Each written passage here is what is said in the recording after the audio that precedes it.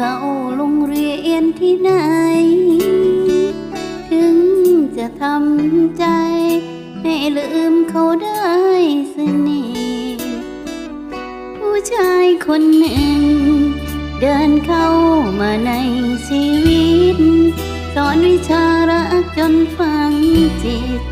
แล้วก็ปิดเทอมทิ้งไปน้ำตาที่ไหลเกิดจากหัวใจที่เหงา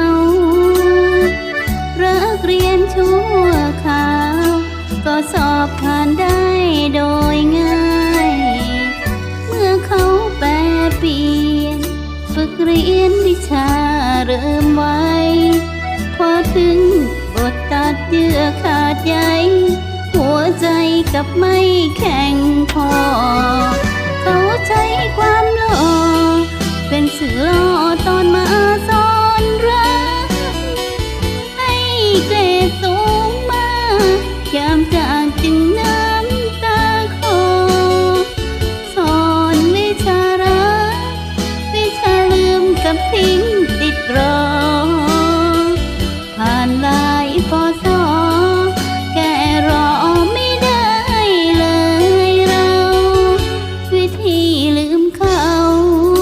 จะเข้าโรงเรียนที่ไหนสอบเข้ามหาลัยหัวใจยังไม่ลืมเศร้าแค่ใครสะกิดก็คิดติดตึงถึงเขาใครน้องจะติวช่วยเราแค่รอสอนวิธีเริ่ม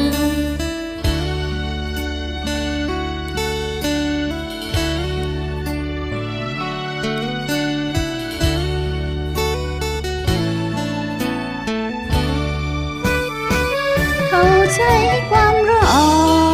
เป็นสื่อล่อตอนมาสอนรัก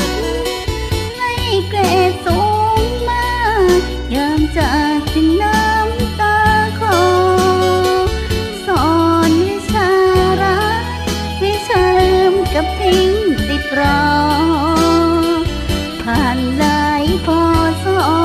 แก่รอไม่ได้เลยเราวิธีลืมเขา